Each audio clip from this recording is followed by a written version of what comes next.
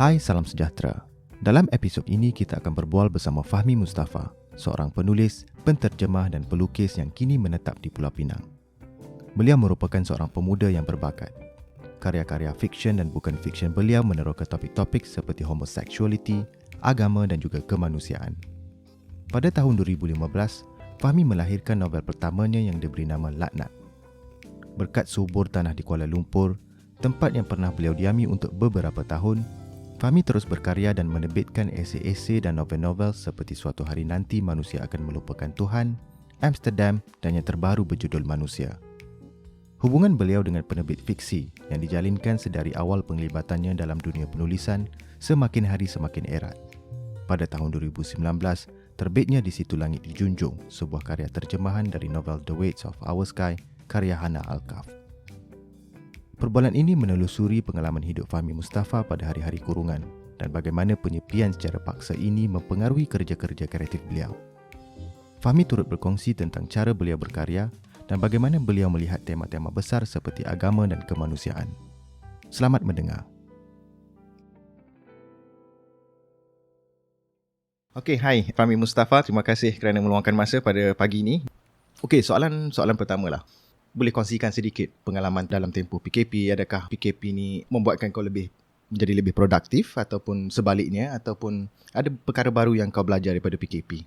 Aku ingat lagi masa pertama kali PKP, 23-24 hari bulan. Masa tu malam dan ia sebelum lockdown dan semua orang panik. Jadi bila semua orang panik, kita orang semua dalam rumah ikut panik sekali. For no reason. For the sake of being panic. Masa tu kita orang tengah merangka plan macam mana nak pergi ke Tesco dengan cepat, sebab kita orang tengok gambar dalam WhatsApp dan semua orang dah beli makanan secara habis. Dan aku rasa kita orang satu rumah masa tu panik bukan sebab COVID-19, tapi panik sebab orang lain panik dan dia beli semua makanan. Jadi dia panik ni macam domino effect tau. Kau panik sebab benda lain, dan kau panik sebab kau panik, dan kau panik sebab orang lain panik. So untuk minggu pertama dia penuh dengan panik. Sebab yang pertama dari segi keperluan asas lah, macam nak makan ke kat mana, semua kedai tutup dan kita tak biasa lagi dengan benda ni. Yang kedua, panik tu bila dia akan affect kau punya pemikiran. Contohnya sebab aku macam freelancer, so aku fikir macam apa akan jadi pada job. Sebab sebelum MCO PKP ni, kita ada Kuala Lumpur punya book fest lah, International Book Fest Kuala Lumpur. So macam kita looking forward for that. It's like Hari Raya for writers lah. Kita very looking forward for that. Dan bila tiba-tiba tak jadi, dan kita macam dah masuk ke dalam satu halaman buku science fiction yang kata ada panik berlaku, macam cerita The Plague. So bila jadi macam tu, kita tak nak respon apa, sebab we never train for this, and nobody train for this thing. Jadi kita buat kerja macam biasalah. Sebabkan aku freelancer, aku ada sikit privilege untuk boleh terus duduk di rumah, walaupun tak boleh pergi ke taman, pergi ke kafe, pergi kedai makan, semua benda. Dan dengan harapan bahawa lagi banyak aku duduk dekat rumah, lagi produktif aku akan jadi. Tapi bila duduk kat rumah dan bila tak keluar, dia makin jadi tak produktif. Sebab writing yang betul-betul writing adalah bila aku duduk kat luar, aku dengar cerita orang, aku duduk kat taman main kucing, aku pergi jalan-jalan sampai ke padang kota, pergi makan. Itu writing yang betul, sebab aku tengok, aku dengar, aku hidup. Jadi bila duduk kat bilik, aku tengok benda sama, dengar benda sama dan hidup benda sama. So bila aku cuba writing dengan aku cuba melukis, aku lukis benda sama. Seolah-olah bila aku kena kurung, aku akan hasilkan benda yang sama, which is a bad thing to me. Dan dia akan jadi frustrating jugalah, sebab aku datang dengan expectation, kalau quarantine macam tu, I'm a writer, I have no effect. Tapi dia jadi tak produktif. Dan bila aku tengok lagi orang lain produktif, aku lagi panik. So kebanyakan panik aku dibentuk oleh panik-panik sekeliling, dan bukan panik COVID-19. Sebab macam kalau macam nak mati pun mati kan. Tapi the panic itself, the fear itself, it's not about the danger, but the choices to be fearful adalah disebabkan oleh orang sekeliling. Jadi macam bila aku duduk sorang-sorang dekat bilik dan aku cuba melukis, menulis, menterjemah dan buat projek, ada satu feeling yang unsettling. Sebab dekat luar tak settle, and we will never know bila akan settle. So dia somehow, benda yang unsettling air tu, dia influence aku punya penulisan, aku punya lukisan, dan doesn't make me happy. tapi who's happy now. So dia macam tak ada benda yang berbeza pun. We are same like everyone. We are trying to be panic, and lepas tu kita semua adapt lah. Adapt. Ya. Yang kau sebut tentang karya-karya yang sama. Aku rasa aku nak tahu lebih detail tentang apa yang dimaksudkan dengan karya-karya yang sama yang kau hasilkan. Mungkin boleh kau describe lagi. Dan satu lagi tentang bagaimana engkau ada kerisauan ketika melihat orang lain yang lebih produktif dan akhirnya kau mempertanyakan soalan sama ada aku produktif ke tak, dan yang kau melihat diri kau yang tidak produktif contohnya akhirnya kau risau macam kalau ni. yang sama tu Din, mungkin boleh mungkin aku datang dengan expectation tau. Contohnya kalau dari segi quarantine COVID-19 mungkin aku boleh tulis something yang boleh tulis sesuatu yang boleh mencerminkan, boleh reflect apa keadaan semasa. Dan bila aku cuba tulis, dia tak jadi satu penulisan, dia jadi macam satu bagi aku dia macam penjelasan saja. Dan aku macam kalau kita nak menjelaskan keadaan semasa, kenapa aku nak menulis pasal penjelasan? Sebab ramai orang lain dah menulis pasal penjelasan tu. Jadi aku pun teruslah buat macam novel aku sendiri, gabung novel. So dia jadi macam lain sebabnya bila keadaan sekarang aku tengah alami benda tu, bila aku cuba tulis, seolah-olah karakter aku tu masuk hidup dalam pandemik. Seolah-olah dia punya mind settling dia, cara orang berfikir ketika dalam pandemik. Tapi itu yang kau nak tadi kan, maksudnya terkurung dalam rumah menyebabkan kau tak lebih produktif dan tak ada benda baru yang kau nak buat, dan kau katakan bahawa kita perlu berada di luar untuk lebih merasai, dan aku rasa dia itu boleh jadi mungkin positif ataupun bila satu benda perkara tu, yang baik juga. Apa yang aku fikir adalah pandemik dan pandemik saja. So setiap kali aku berkarya, dia akan keluar pandemik dan pandemik saja. Dia adalah benda yang sama. Watak dalam pandemik, latar dalam pandemik, esei tentang pandemik, puisi tentang pandemik. So dia akan jadi satu benda yang mana kita terjerumus masuk ke dalam pandemik, dan bila kita masuk ke dalam pandemik banyak-banyak kali, pandemik tu jadi terlalu dalam dan kita tak tahu cara nak keluar. Jadi kita akan jadi macam sekumpulan orang yang bercakap pasal benda tu dan benda tu saja. Dan bila kita rekod benda tu saja, kita terlepas peluang nak tengok apa yang kat luar. Sebab benda sama. So aku macam dan it's science lah mungkin sebab kita memang heavily influence dengan surrounding kita. Apa yang berlaku dekat luar kita rasa dekat dalam, walaupun kadang-kadang kita tak tahu pun kita tengah rasa benda tu. Tapi bila kita karya, benda tu keluar. So mungkin tu kot. Ya, aku rasa menarik sebab aku rasa itulah reality dia sekarang. Reality kita sekarang bahawa memang setiap benda yang kita buat, kita dah tak boleh lepas dari kata pandemik ataupun satu ada pemikiran tentang pandemik. Kita tak boleh nak lari. Aku rasa that's the reality now kan, tentang pandemik. Dan macam mana kita live through it. Aku rasa itu yang penting untuk difikirkan, macam mana nak tak nak. Aku rasa at least untuk 2 hingga 3 tahun 4 tahun mungkin lebih lama kita tetap macam gini kan, jadi masih berjaga-jaga maksudnya. So aku rasa penulis ataupun pengkarya perlu live through it macam gitu. Jadi you have to adapt dengan situation and then make you have to do lah, something positive out of it. Macam tu. Aku tengah baca so, nak habiskan apa yang kau baca sekarang? Seronok kisah ni. Nama dia Kafka on the Shore, Murakami. Ini kali ketiga kot keempat baca Murakami. I got it dalam e-book. Aku baca sebab dia ada watak kucing, orang yang boleh bercakap dengan kucing, dan aku suka orang bercakap dengan kucing. So menarik lah dia. Aku setkan setiap hari baca sejam. So macam ada timer untuk baca buku. So dalam waktu pandemik dengan sebelum pandemik, cuma dalam waktu pandemik terbaca buku ni. Jadi macam go to lah, nothing different. Cumanya bila aku baca tu, aku baca macam, aku tak baca untuk tahu technical dia. Aku baca just for the pure enjoyment of storytelling. Dia aku takkan buat analisis, takkan buat apa-apa. Aku just nak enjoy dengan pembacaan tu. I think it's even more better daripada aku cuba analyse. Aku just nak enjoy things lah. Aku rasa itu salah satu cara kita membaca. Jadi membaca buku boleh jadi untuk enjoyment yang macam kau cakap, ada juga untuk kau buat research ataupun kau just nak scan, and macam tu. So different kinds. Aku untuk novel, yes, trying to be hard to like baca memang untuk for the sake of entertainment, you want to suka jadi seronok. Gembira lah untuk baca kan, macam tu, especially novel, especially short stories, poems and puisi. So selain Murakami, mungkin yang lain ada tak novel yang kau rasa sangat dekat novel yang dengan sangat situasi dekat sekarang, dengan situasi sekarang? Kalau aku kalau dekat dengan situasi sekarang tu, dia boleh jadi macam novel yang aku selalu baca. Mungkin sebab dia dekat dengan situasi sekarang. Aku ada satu buku, Pamuk Istanbul. Dia aku selalu baca sebab bukan aku minat dengan Istanbul, tapi aku minat dengan cara dia mengenang kembali bandar-bandar dia. Mungkin aku orang yang suka space tau. Aku orang yang sukakan ruang.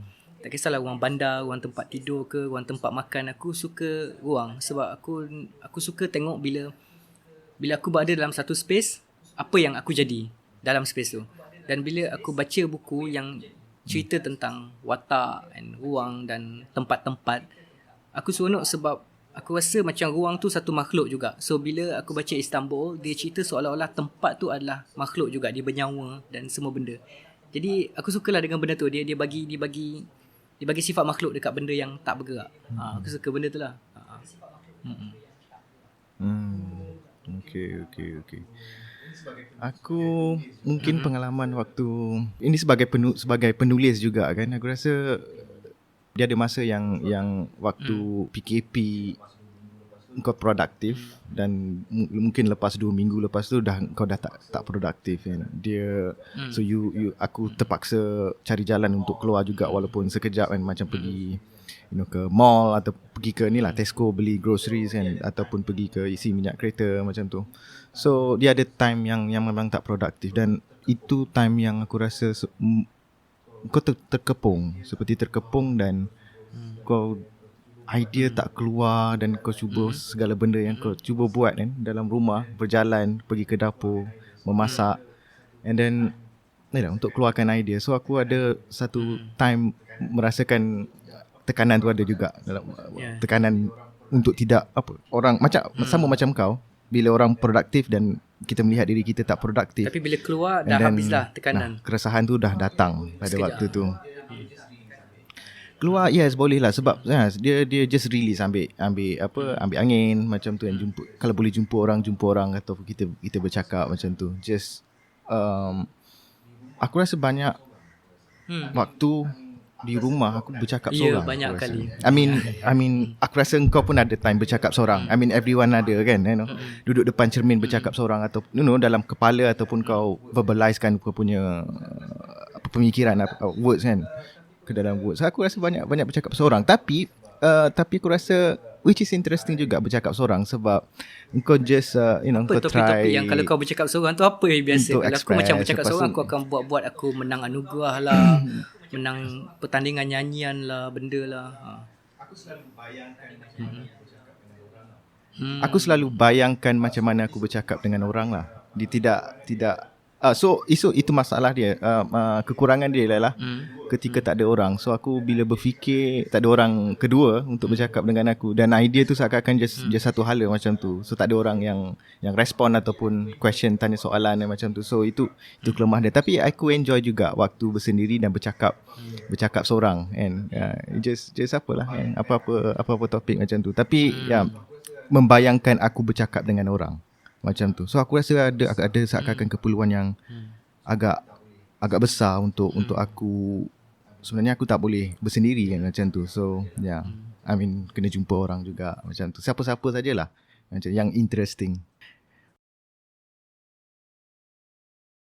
Okay, ceritakan sikit tentang dunia penulisan lah. Macam mana kau start, kenapa menulis, kenapa melukis, dan kenapa menterjemah, dan bukannya hobi ataupun benda-benda perkara-perkara lain, misalnya memancing. Dan bila kau start menulis? Kalau secara betulnya yang orang kata rightfully start dalam bidang penulisan 2015.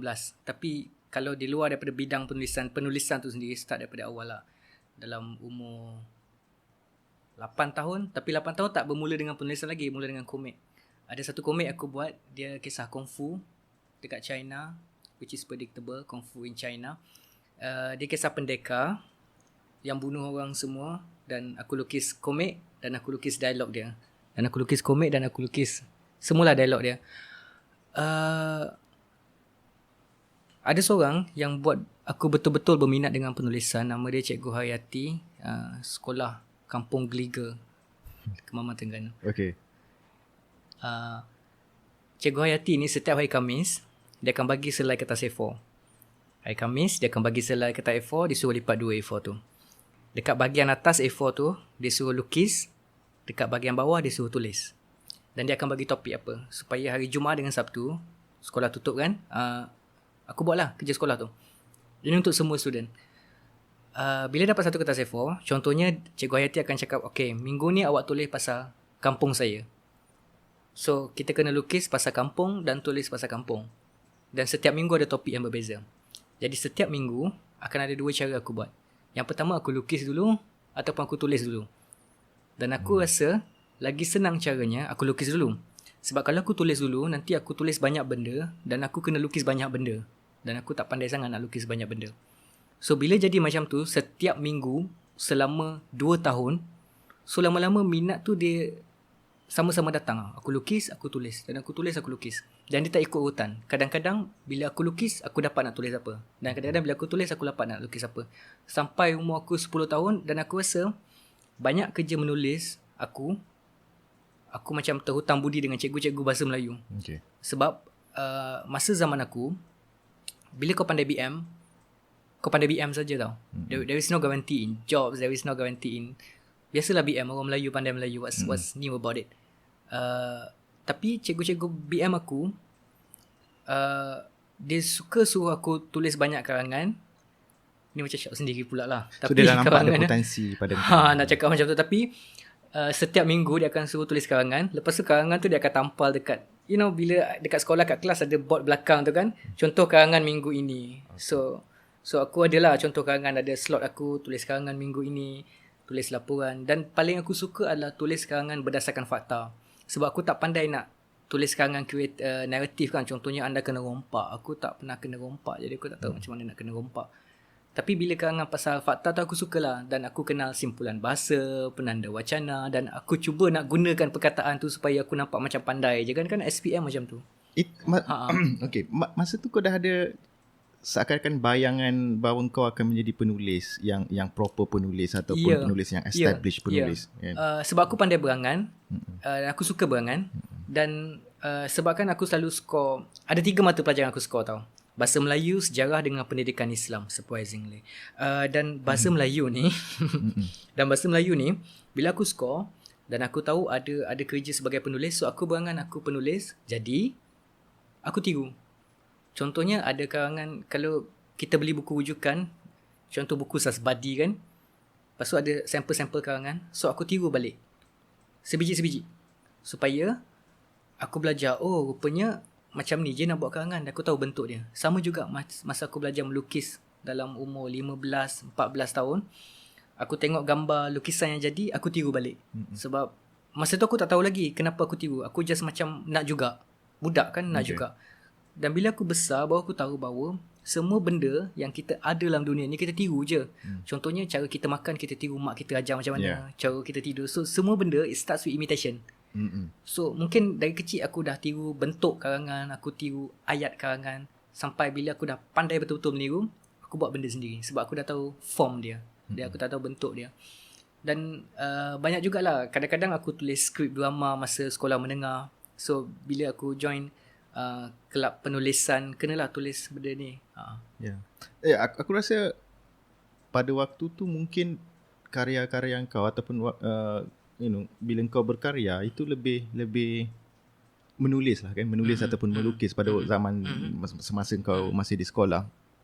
Itu aku rasa lebih natural. Maksudnya maksudnya dari segi dia tak ada force lain, dia tak ada force seperti macam Yeah. kau menulis sebab aku nak menjadi penulis, Yeah. kan? Yeah. Itu lebih murni mungkin pada waktu sekolah. Aku rasa dia lebih innocent sebab aku doing it for the sake of doing it.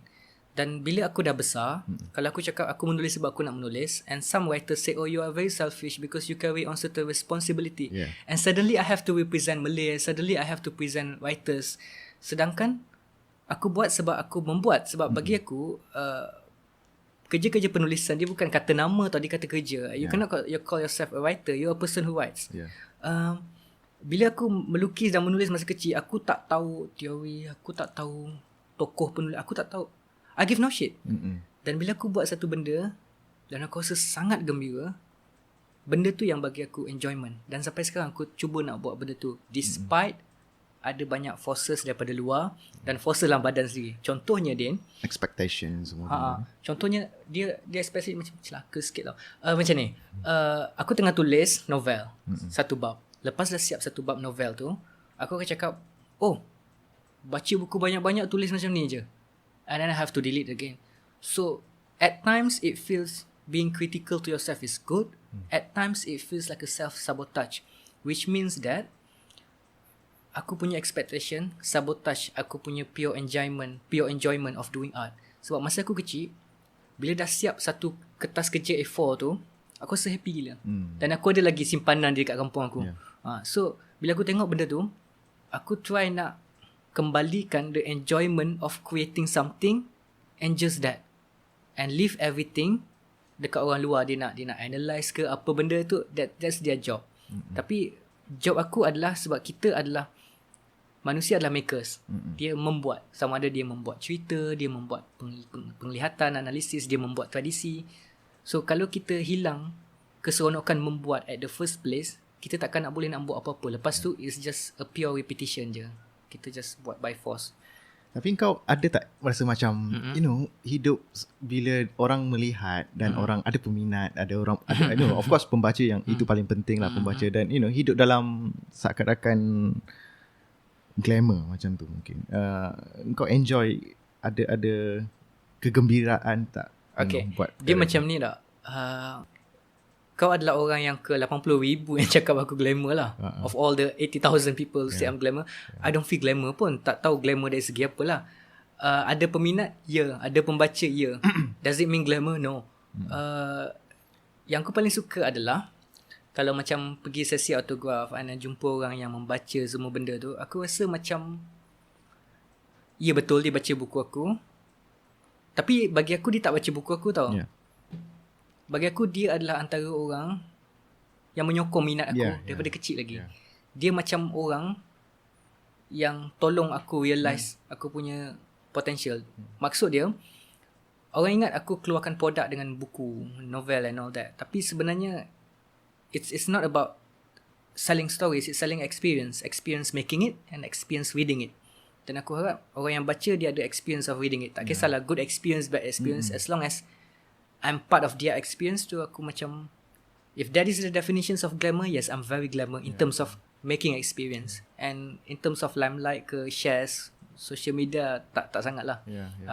Aku rasa tak ada masalah sebab aku itu mungkin salah satu motivation untuk kita terus menulis atau terus berkarya kan. It's just mungkin the question yang ada dekat situ ketika kita bercakap tadi tentang bagaimana pengalaman yang agak natural, agak pure yang kita rasa pada waktu sekolah. Orang menulis kerana kita nak menulis. Mungkin kita nak bercerita, ada something yang kita nak tell, ataupun kita nak tunjukkan macam mana kita melihat persekitaran ataupun dunia kita macam tu. Dia jadi macam ni, dia ada dapat dah. Dia jadi macam ni. Zaman dulu kan ada api, ada bulan kan. Zaman-zaman ancient, zaman dulu ada api, ada bulan. Orang tak tahu api macam mana, bulan macam ni. Dia tengok cantiknya, dia pun sembah. Dia buat la semua benda. Tapi zaman sekarang, bila kita tengok bulan cantiknya, lepas tu kita ada information, oh bulan ni adalah satelit, dia mengelilingi bumi, dia diameter dia color dia, reflection daripada matahari. There's no fun in that anymore sebab tak ada misteri lagi dah. So bila aku cuba tulis, dan aku tulis, oh ini aku nak buat satu novel yang anti plot, dan novel ini sekian. There is no fun in that anymore. Sebab aku already know what I'm making. So aku nak macam aku tulis tak masuk aku tulis membabi buta dan tak edit, tapi aku nak the first stage of creating is pure enjoyment. Sebab kalau aku tak enjoy apa yang aku buat, why bother making it anymore? So bila aku tulis tu, and then certain things there's a mystery. Oh, rupanya aku boleh tulis macam ni. There is a lot of possibility. Is quantum physics or is just pure enjoyment? Dan aku nak benda yang macam tu. So bila first buku aku tulis, and then second aku tulis, and lama-lama dia jadi macam, oh aku kena buat macam ni ke? Setiap kali aku kena upgrade myself. Do I have to put this? Do I have to be like this? So bila aku jadi macam tu, dan aku tengok balik masa aku kecil dan siapkan nota A4 tu, lain. Sebab dia ada innocence of a child who doesn't know anything, and this world is a huge walk of mystery. Jadi dia bila ditulis dia lagi mystery daripada kita sekarang yang tahu semua benda, but that's just data. There's no wisdom information on it. There's no wisdom on it. It's just data and information. So kau start merasa sebagai seorang penulis mungkin ketika kau dah move to KL kan, mungkin. Dan kau sebelum start menulis adalah seorang pensyarah. Seorang pensyarah di Universiti UiTM. UiTM. Dan kau mengajar biologi. Dan of course aku rasa sekarang untuk orang fikir daripada pensyarah biologi dan tiba-tiba datang menjadi seorang penulis dan pelukis yang seadanya sekarang kan. Dan aku nak tengok ada tak perkaitan ataupun something yang kau rasa kau buat sekarang bukan totally benda yang lain daripada yang kau belajar dulu mungkin, yang kau involve beberapa tahun sebagai seorang pensyarah biologi kan. Me as a biologist is systemic. Sebab zaman dulu kalau kau dapat banyak A, kau tak boleh masuk aliran sains. Kalau masuk aliran sastra, aku kena masuk aliran sains. Dan sampaikan aku tingkatan 6, aku pernah masuk tingkatan 6 seminggu sebab aku nak tukar aliran. Aku cakap nak masuk aliran sastra sebab aku nak menulis, aku nak jadi penulis yang betul-betul menulis, yang aku ada cikgu yang boleh ajar aku sastra. Tapi dia tak bagi sebab aku dapat banyak A din. Jadi dia masuk aku kelas sains. So aku belajarlah segala sains. Lepas tu aku berhentilah tingkatan 6 seminggu sebab tak mau buat sains. Lepas tu matrik datang, bagi pula sains. So aku tak ambil. Lepas tu aku tak ada peluang lain lah sebab tingkatan 6 dah berhenti, matrik dah berhenti. Lepas tu datanglah surat diploma daripada UiTM, diploma sains. Terpaksa ambil lah, I end up in my village. Now that I don't want it, but I have to do it. So aku ambil sains. Lepas tu aku belajar biologi ni okey juga sebenarnya. So bila aku belajar banyak pasal sains, lama-lama aku mengajar sains, lama-lama aku faham satu benda pasal behavior. Kenapa manusia buat apa yang dia buat. Dan benda tu saling masuk lah dalam apa yang aku tengah tulis. Kenapa aku menulis apa yang aku sedang tulis? Do I have hidden anger? Do I have hidden pain? Kenapa aku tulis macam ni sebenarnya? Apa yang aku nak buat sebenarnya? But most of my analysis is about me. Not that I'm narcissistic. Of course I am, and we are all are. Tapi sebabnya aku tak ada kemampuan nak baca sekeliling aku, dan cara untuk baca sekeliling aku adalah dengan cara baca aku sendiri. Sebab apa yang aku rasa pasal orang lain adalah apa yang aku rasa pasal diri aku sendiri. So cuba contohnya kita tengok kan, apa yang orang lain rasa dan luahkan di media sosial, that translate who they really are as a person, if they know it or not. Jadi menulis ni dia banyak ajar aku tentang diri sendiri. Oh, kau ni orang yang macam ni, sebab tu kau keep on writing this part, kau nak achieve benda ni. So dia jadi macam two-way communication dengan diri sendiri. Dan kadang-kadang aku ingat aku boleh tulis dan aku ada kawalan kepada penulisan aku, dan kadang-kadang penulisan aku yang kawal aku. Contohnya aku buat satu karakter dekat pulau, and ada karakter tu, dan aku dah plot semua benda dia, aku plot dalam Excel. Macam corporate world ni, belajar plot Excel semua benda. Tapi bila sampai chapter 3, Excel pergi ke mana, aku pergi ke mana, the character flow itself. Tiba-tiba aku menulis karakter jadi macam ni. In a sense that menulis dia melibatkan conscious mind, tapi bila kau tulis, storytelling is subconscious mind. Masa kita tengah bercakap sekarang ni dua orang Din, kita tahu apa lagi sebelah otak kita tengah buat. Dan dia hanya akan timbul kalau kita meditate, in a sense of kita passionately doing something like writing. So scientifically speaking, dia ajar banyak aku benda lah. Tapi yang paling aku nak adalah gembira lah. Jadi it's not happiness lah, mengilai semua. Aku rasa satisfied apa yang aku buat sebab aku pilih benda yang aku nak buat. salah satu benda yang aku rasa menarik tentang diri kau adalah engkau bermula menulis di Kemaman, di Terengganu, lepas tu kau pindah ke Shah Alam, Kuala Lumpur, di Shah Alam, Selangor. And then Jengka juga ada sekejap. Jengka sekejap. Lepas tu di Shah Alam, dan sekarang kau menetap di Penang. Aku teringat kau punya session di Georgetown Literary Festival tahun lepas, tahun 2019. Engkau dalam satu panel kau mention tentang pengaruh persekitaran atau geografi mempengaruhi bagaimana orang bercakap ataupun bahasa-bahasa yang digunakan. Misalnya orang di pantai. Aku rasa Kemaman di daerah pantai. Dan dan ada lenggok bahasanya tersendiri. Sebab dia mengikut alunan ombak. Dan mungkin orang di pulau pula ada gaya-gaya yang lain juga. Ataupun di Kuala Lumpur ada gaya-gaya.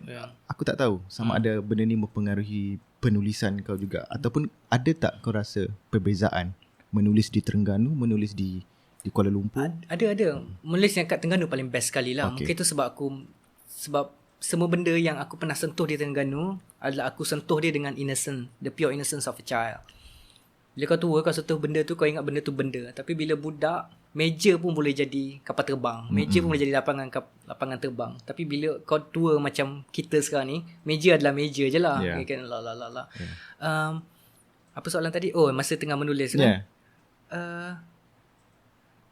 Aku tertarik dia, habitat dia.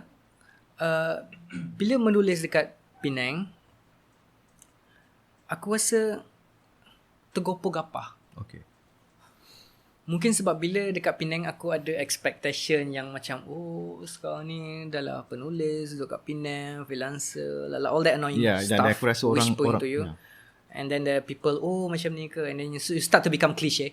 And then bila kau tulis macam tak sedap. Tapi bila kau kat Terengganu, you are just you with your own roots, with your own family. You can do whatever you want like a child.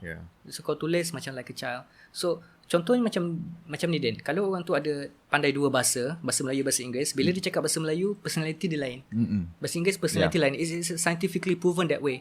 Because your mind wired differently from different language. It's just a work of science.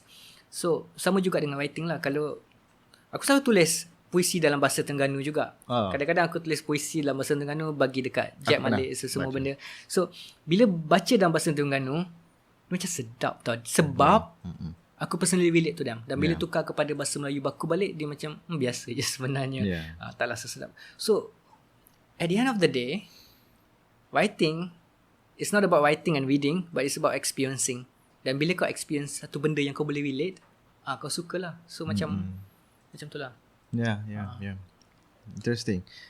Sebab aku fikir bila mengajar di menjadi pensyarah, dan kau berada dalam dunia akademik lah. Dan itu satu keputusan yang agak besar aku rasa. Untuk aku mungkin dah ada steady job, dan untuk tinggalkan semua benda tu dan menulis macam tu. Okay, apa pandangan kau tentang dunia akademik lah? Maksudnya adakah dah tak menarik sekarang?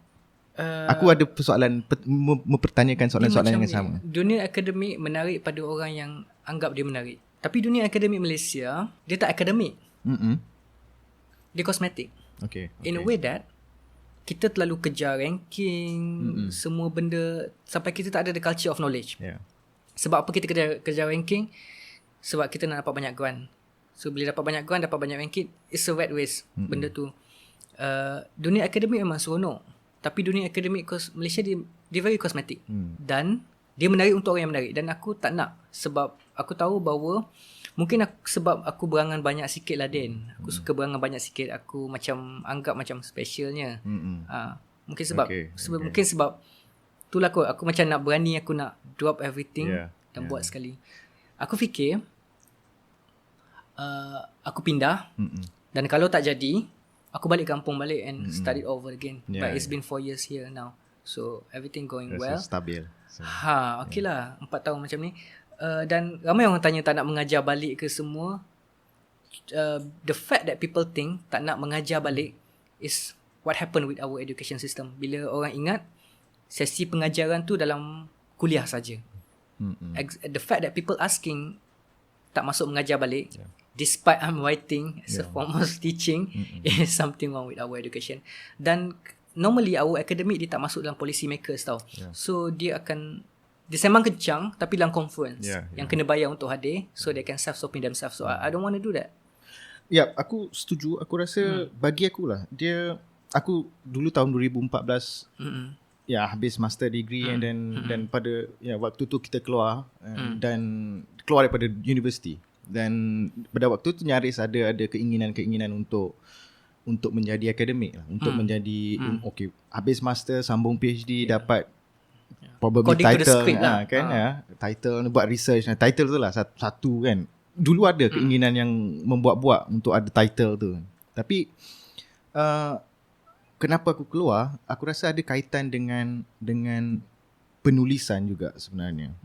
Which is apa yang kau mention tadi tentang kenapa akademik kebanyakannya berada dalam kemungkinan dalam dunianya sendiri, tidak keluar, and then kajian-kajian atau penulisan-penulisan yang tak diterjemahkan ke dalam bentuk dasar macam tu kan.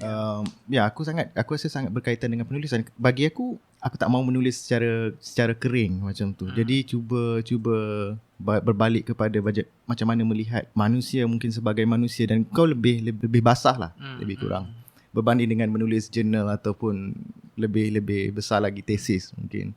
So dia berkait rapat dengan penulisan. Aku fikir dalam setiap hidup kita mungkin ada sekali ataupun beberapa kali kita panggil dia turning point. Dan mungkin turning point aku macam tu, sebab aku pun ada skrip sendiri juga. Lepas habis master, nak sambung PhD, jadi lecturer, beli rumah, beli kereta, tunggu pencen. There's nothing wrong with that if you enjoy it. There's nothing wrong with that. Aku remember masa aku buat decide untuk berhenti, and aku call my best friend. Aku cakap, aku tak boleh dah, aku nak berhenti. I cannot do this anymore. Dan itu memang turning point aku. Dan masa aku berhenti tu adalah masa aku tengah buat first novel aku. Dan bila aku berhenti, tiba-tiba aku rasa macam laknat kan? Ya, laknat 2015, something like that. Masa aku berhenti, aku rasa badan ni ringan, because I don't know what to do after that, which I have all the possibility to do anything I'm doing now. Mungkin sebab kenapa aku rasa ringan badan, mungkin sebab selama ni aku selalu kena paksa masuk benda yang aku tak nak. Bukan tak nak lah, tapi tak nak buat juga lah, sebab tak rela sangat lah. Contohnya kena pergi sekolah, tapi mak aku tak paksa pergi sekolah. So aku selalu tak pergi sekolah sebab aku belajar sendiri. Lepas tu kena masuk kelas agama, lepas kelas agama kelas sains, lepas tu diploma, degree, master. Kau rasa tak menjadi diri sendiri. Dan bila aku drop everything, imagine Izzuddin Ramli kalau aku masih lagi pensyarah dekat Jengka. Imagine the people I didn't met today, the things I didn't do today, the kind of person I am becoming today. Imagine how many things I've lost. Sebab bila kau masuk dalam dunia akademik dan tuntutan yang banyak, kau hidup dalam dunia kau sendiri, kau detach daripada reality, dan tak seronok bagi aku. Mungkin bagi orang seronok, and there's nothing wrong with them lah. So aku rasa macam setiap orang dalam hidup dia mesti ada turning points kan. Sama ada kau berani ke tak nak ambil turning point tu. And then dalam hidup ni aku rasa selalu fikir, of course lah kita nak happy, tapi happy is not the goal. The goal is to be satisfied. Contohnya dalam ada satu masa, kena cerita ni, people think it's very romantic tau, drop your job and become a writer and sell a book, ada fans semua, People don't know you have ups and downs. You're nobody when you come to industry. If you can write, everybody can write. Who the hell are you? Dan susah nak bina nama, brand, and jaga reputation, whatever shit people do lah. Tapi ada juga side yang tak romantiknya, iaitu dia buat kau macam menyesal. Have I ever think about menyesal? Not. Even though I have a hard time last year or last 2 years, I was so broke sebab masa tu job tak banyak masuk, and I still remember belanja RM2 sehari tau. And thank God for the economy noodle yang harga RM1. Love it. Dan bila kau buat keputusan tu sebab kau buat sendiri, dan walaupun kau ada hardship, walaupun kau tak happy, tapi kau satisfied. Because kau ada freedom untuk buat keputusan kau sendiri. So the main thing adalah kita tak nak happy, sebab happy is monumental. Kita nak rasa puas hati. Sebab however crap it turn out to be, kita sendiri yang pilih untuk buat benda ni. So we have a complete control of our action during that time. So aku rasa macam tu lah. Whatever happen, aku rasa puas hati. Kau rasa artis, penulis dan mungkin penterjemah di Malaysia dan penterjemah ataupun penulis muda boleh survive ke Tak. di Malaysia?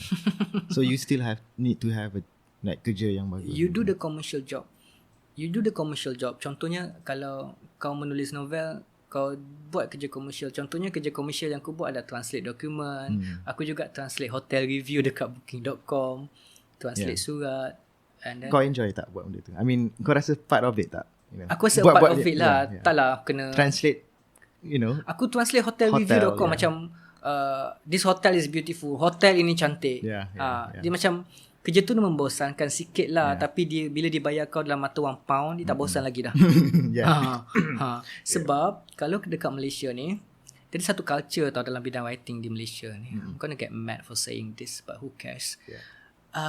Dia akan bagi satu email untuk invite kau menulis kat dalam satu buku ke whatever lah.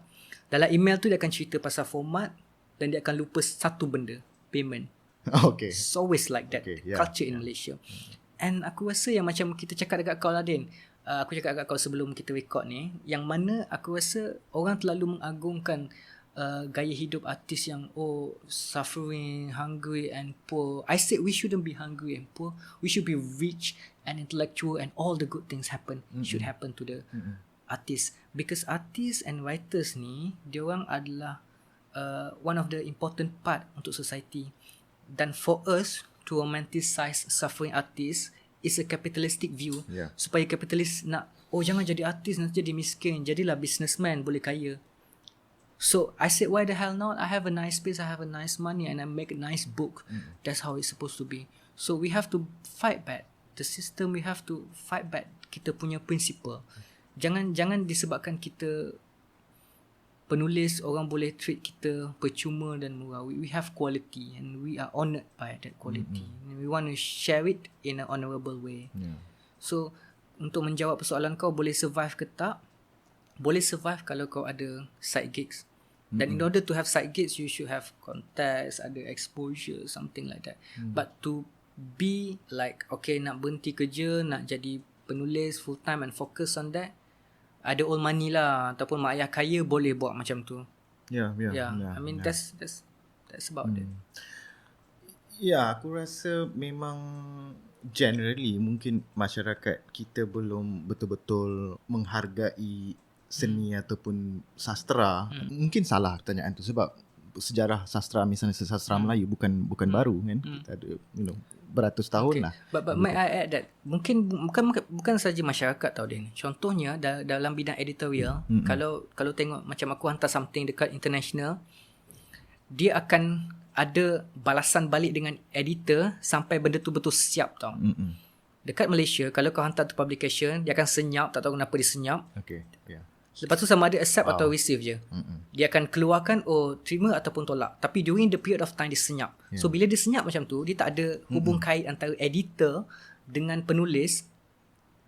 They are not respecting us. Kalau dia tak nak terima ataupun dia terima, there should ada communication supaya dia boleh improve. That's the culture of it. So before kita nak cakap pasal masyarakat yang tak appreciate, even our people in our own so-called industry, they don't know how to operate it. I mean, I'm not talking about article being rejected.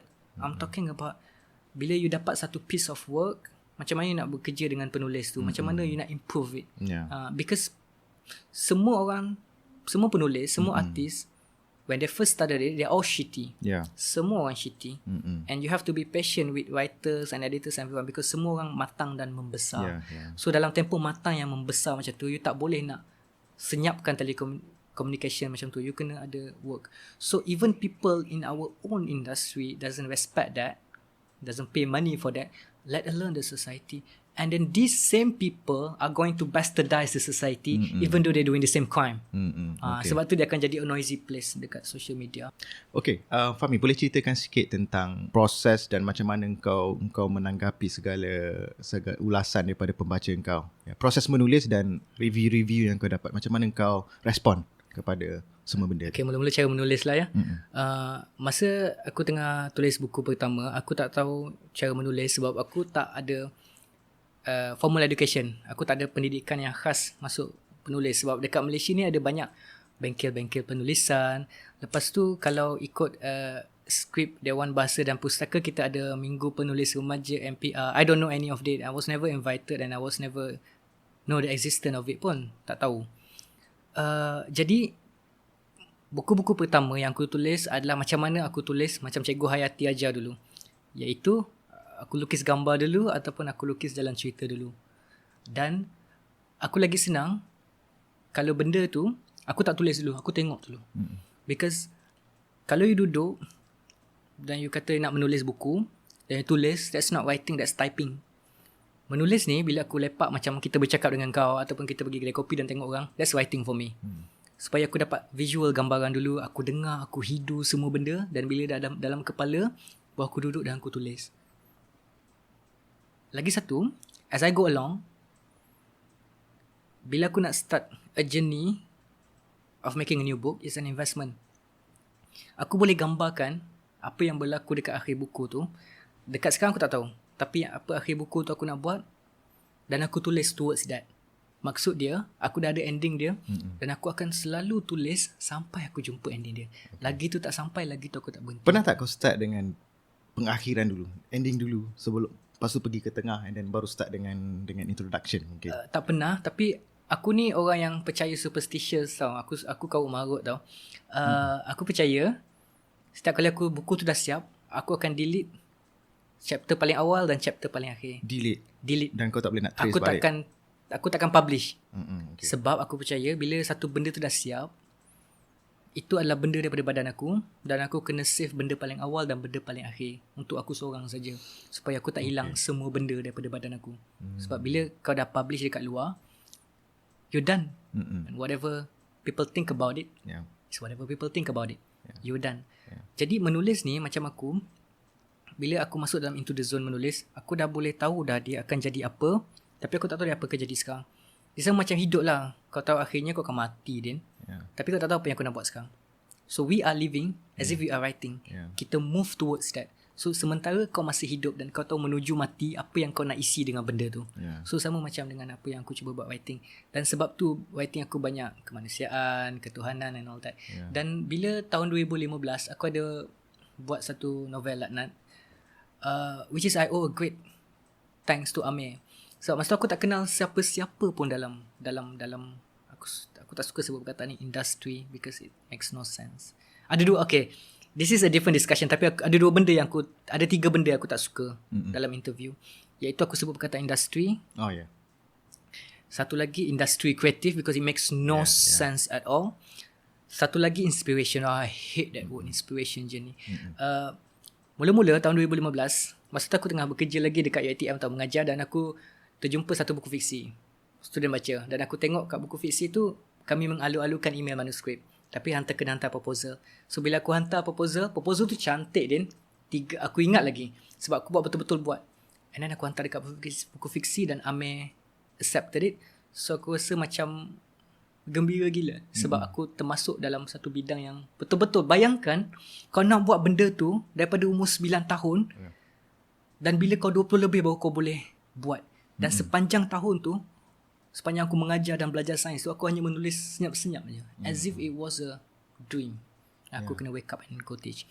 Dan bila buku tu dah siap, and I receive a mixed review, of course, aku ingat ada few occasions yang aku kena ban daripada one famous bookstore. That should not be mentioned. Masa tu ada satu kumpulan organisasi untuk all the writers, dan kita orang kena sign autograph esok dekat this one famous bookstore in KL. It's not Kinokuniya. I love Kinokuniya. I've charted there for months. Love it. This one bookstore, tiba-tiba aku dapat inform semalam sebelum tu aku kena ban. So aku tak boleh appear dekat bookstore. Sebab buku aku menjatuhkan moral. Okay. Dan yang report buku aku menjatuhkan moral adalah novelis lain. We know who she is. It's not going to be mentioned lah. Dia report buku aku sebelum buku tu diterbitkan. Maksud dia ada kuasa psikik, Dan. Dia tahu buku aku tu macam mana, Dan. Kau baik faham tak? Dia macam buku tu tak terbit, tapi aku dah kena report buku tu menjatuhkan moral. Ada banyak review yang aku jumpa yang sangat aku rasa macam wah, terkejut. Contohnya macam first cover, kalau kita tengok buku cover Laknat, dia ada gambaran orang yang pakai boxer nampak pusat. So bawah pusat tu ramai orang komen tu aurat. Oh, okay. Tapi dia tengok TV. Yeah. So it makes no sense. Dan bila aku dapat komplain daripada buku tu, kedai buku tu, so I didn't go for the autograph lah. I was like, doesn't matter, fine. I was like, faham masalah. Adakah aku rasa kecil hati? Yes. Adakah aku rasa sedih? Yes. Because I'm nobody and still nobody lah. Dan bila apa macam tu, aku cakap, takutnya nanti kena tangkap polis ke, kena apa benda ke, tak adalah sangat. Dan bila buku aku catat at Kino and Borders, it was like short sendirilah, but it was like number 1 for a couple of weeks, semua. And then the famous bookstore start to accept it back. Oh yeah. Aku rasa macam it's a sweet revenge. I shouldn't feel that way because I'm a human. Forgive me. Dan dari situ, kalau kita buka Goodreads, kita akan dapat banyak komen. Review. Dan aku appreciate people commenting. Tak kisah di komen buruk, di komen baik, ataupun di komen yang tak adil, ataupun dia associatekan apa yang aku tulis dengan kehidupan aku. Aku tak kisah. Kau rasa dia orang tanya pertanyaan yang betul ataupun kau rasa soalan-soalan yang dia orang tanya, kau banyak komen ataupun adalah komen yang kau rasa sesuai? I mean, this is the right question you ask. This is I can answer that question. Adakah dia sesuai ke tak? But my answers will be irrelevant because to them dia sesuai. Sebab tu dia tanya. Okay. So ada yang tanya pasal technical stuff, ada yang tanya pasal ada yang kritik, ada yang kutuk, which I greatly appreciated because people spend their money and time and give review about you. You have to be happy. Apa soalan yang kau rasa kita perlu tanya dalam bila kita nak respon tentang sastra ataupun penulisan sekarang dalam konteks Malaysia ni? Apa yang soalan yang paling perlu ditanya sekarang ni dalam industri sastra? It's an interesting question tau. Sebab aku tak pernah tanya orang kenapa dia tulis benda tu. I know there must be a reason. Sebab semua orang menulis ada sebab-sebab sendiri. Dan it's irrelevant to tanya sebab apa kau menulis because you can get 1 million answer from 1 million people. It's subjective. No, maksud aku persoalan-persoalan yang penting yang dihadapi dalam yang dihadapi oleh penulis dan juga dalam dunia sastra kita sekarang ni. Kualiti penulisan misalnya ataupun persoalan-persoalan lain yang lebih besar. Kualiti penulisan kita sekarang ni untuk penulis-penulis muda mungkin. Dekat bahu penulis muda. Because penulis yang lama they are basking their old glories. Contohnya dia write one masterpiece and dia menang sastrawan and dia duduk kat bilik aircon and dapat 5,000 sebulan and just that. Okay. And I don't have to tell it for people to know because everyone knows it, even they knows themselves.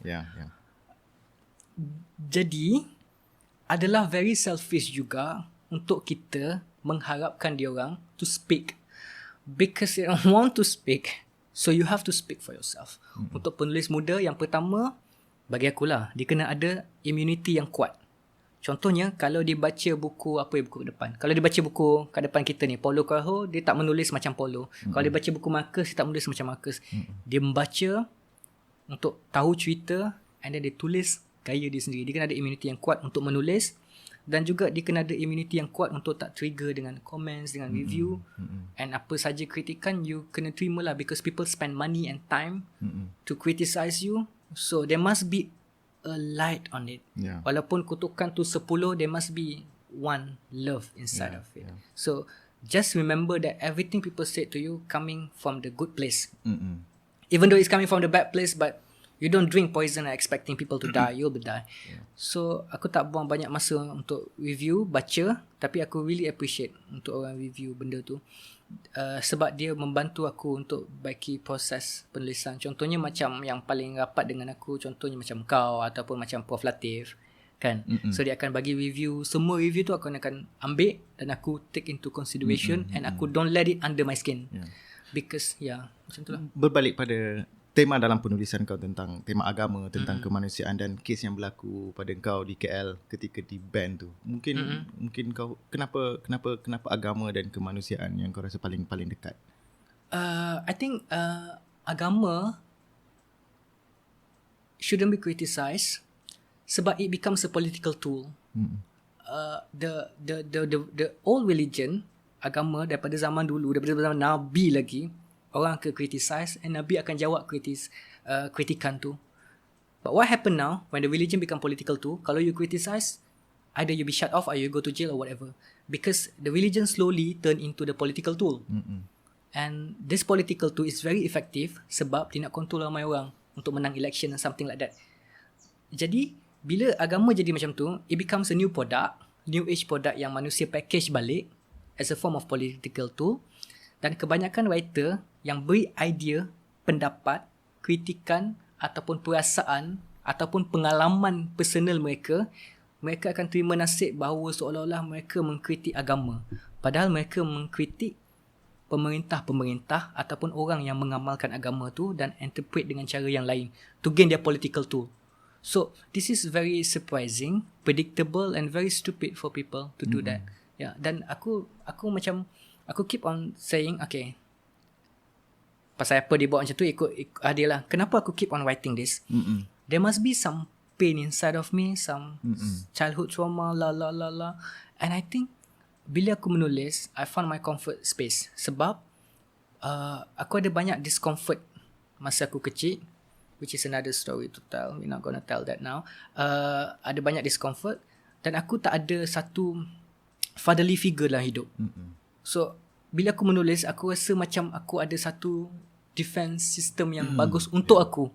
Dan aku boleh hold on to yang aku boleh bergantung harap. Sebab aku tak pernah tahu rasa bergantung harap dekat ayah. So my writing suddenly become another ayah yang aku boleh bergantung dan berpaut dekat bahu dia.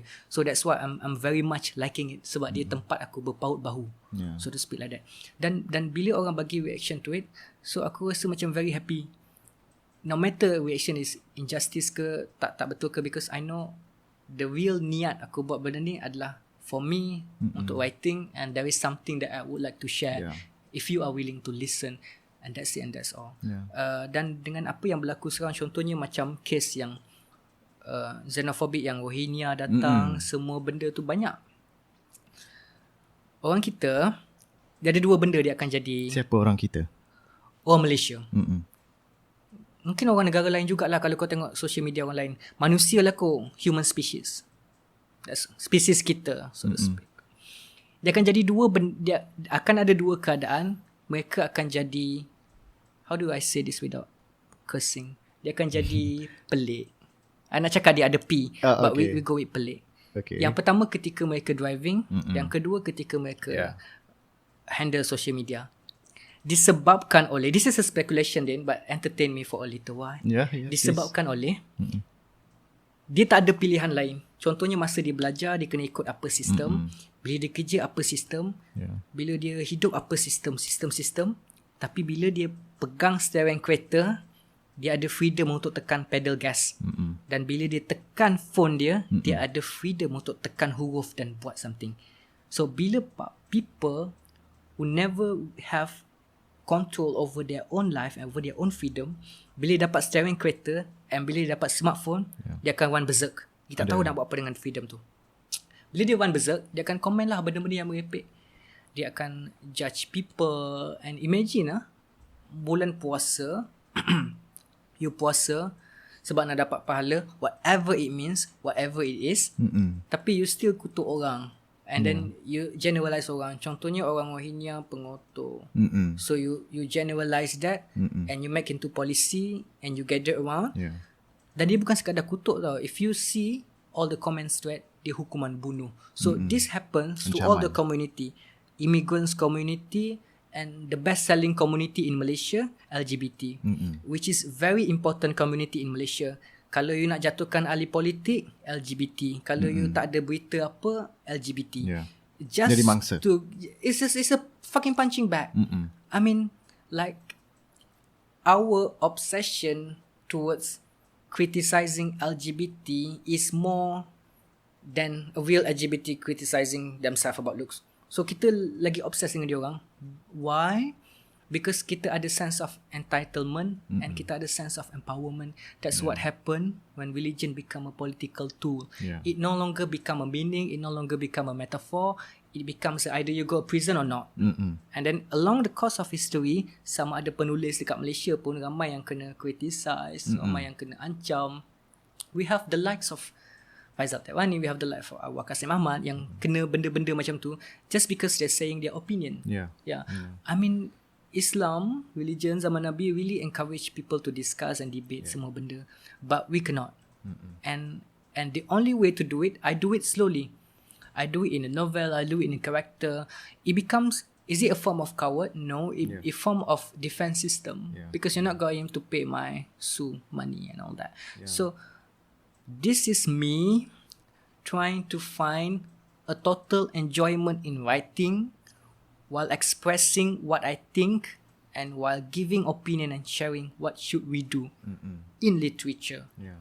So without even saying that, so penting dan bila aku buat few novels dan few essays and puisi ramai orang akan tanya aku datang, Fahmi, you ni, if I have RM1 every time people ask me am I atheist, I think I could afford a MacBook Pro now, Izzuddin. It's RM5,000. It's only 5,000 people asking me, oh Fahmi, you atheist ke, you orang Islam ke, you orang free thinker? I don't give a fuck about that. I don't care. I don't care about names. That is why it's very hard for me to say I'm a writer, because I don't care about noun. I just want to be a verb. Aku tengah buat ni. So, am I a Muslim? Yes, I am. Do I believe in God? Yes, I am. And when I said that, people don't believe, oh, ya ke? As if this is the specific script to become a male Malay Muslim living in Malaysia, the script which is approved by the government. Aku selalu memang tertarik dengan tema agama dan kemanusiaan juga, dan macam mana aku tengok perkara ni, aku rasa agama dalam konteks Malaysia sekarang semakin jauh daripada kemanusiaan. Padahal kalau kita faham agama mungkin fungsinya adalah untuk kita mencapai kemanusiaan itu juga, tapi melihat kepada apa yang berlaku sekarang, ada contradiction dalam masyarakat juga kan. Kita membela seseorang tapi kita tidak membela orang yang lain, kita membela satu kelompok tapi tidak membela kelompok yang lain. Ya, aku merasakan seakan-akan kita semakin jauh. Tapi dalam masa yang sama juga, seperti yang menggerakkan kita sekarang adalah sifat kemanusiaan tu juga. Misalnya contoh, kita keluar daripada rumah, kita tengok ada seorang lelaki Kristian Cina tua yang bertongkat, tiba-tiba ada kereta datang dan dilanggar sedikit dan jatuh orang tu, dan kita automatically respon kepada orang tu, pergi tolong, dan itu tanpa memikirkan sama ada itu Cina ataupun itu Islam atau itu Kristian, orang itu Kristian, tapi sifat naluri sebagai manusia itu. Dan banyak itu salah satu contoh lah kehidupan harian kita. Aku ada seakan-akan ketidakpastian macam mana nak melihat. No, we were born with labels, Taudin. Sometimes we choose it, sometimes we don't. When you were born naked, they give you clothes as a baby. They put down your name, they put down your race, they put down your religion, address. They put everything down for you masa you dilahirkan without a choice. So masa you dilahirkan, masa kecil, you dah diajar dah, okay, this is label. Your label is Malay, Muslim, male, Malaysian, this is your name, this is your address. Sampai kita besar, kita dah tak boleh associate benda tanpa label. Oh, kau ni Melayu Cina, India. Kau ni Islam ke kafir? So kita got caught up with label, dan sampai interaction kita ada label je. Oh, itu Izzuddin, lelaki Melayu Penang Institute. Kita tak tengok Izzuddin as another human species. Kindly, loving species. Kita associate people dengan status, all of that. Dia sama macam analogi macam ni lah. Okay, contohnya, apa yang nak buat analogi? Ada satu kereta api laju, KTM lah. KTM tak pernah laju sebenarnya, tapi sekarang dia laju. KTM laju, lepas tu ada dua. Lepas tu dia akan langgar dua kumpulan. Okay. Satu kumpulan ni ada 4 orang strangers yang kau tak kenal. Okay. Kau nak suruh dilanggar tu, ataupun kau nak suruh dilanggar another way, iaitu mak kau sendiri. Okay. Siapa yang kau nak selamatkan? Orang yang pertama yang kau kenal mak kau, ataupun 4 orang? Ini kalau dilema apa yang train tu kan? I tak tahulah dilema apa. Tapi kalau kau selamatkan mak kau sendiri, maksud dia kau become selective. Sebab harga 1 nyawa sama dengan 4 nyawa. It toying around with the concept of us, which means that humanity is not already a finished put on concept. Okay, this is humanity. Tak ada. Humanity is the ongoing project, and we are trying to adapt along the way. So kita tak ada classification so far. This is how it's supposed to be. Tapi along the way, untuk achieve this is how it's supposed to be, we have to do the right thing. Not the good thing, but the right thing. Okay. So bila jadi macam ni, aku selalu tulis dalam novel pasal karakter. For example, karakter yang criticize religion, or karakter criticize sexuality, or karakter criticize culture. And I like doing so. I like to poke fun of it. I like when people think about it. And surprisingly, masa buku Laknat tu kan, it's about LGBT and atheism. Tak fanbase yang paling ramai adalah budak sekolah tahfiz. And then when bila aku pergi yang pesta buku antarabangsa KL, I have an autograph session, and there's a group of them, semuanya cantik, pakai jubah semua daripada sekolah tahfiz mereka, and datang ambil autograph and all that, and they were discussing how they like it that much. It makes me happy. They are not their parents who very close-minded. They can accept any criticism, and dia boleh bawa dia untuk berbincang baik-baik.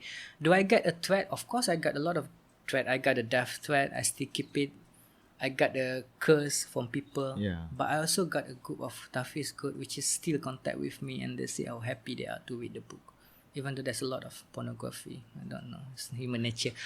But jadi kemanusiaan dengan agama ni, adakah kita semakin jauh? There are two I see in two sets of eyes.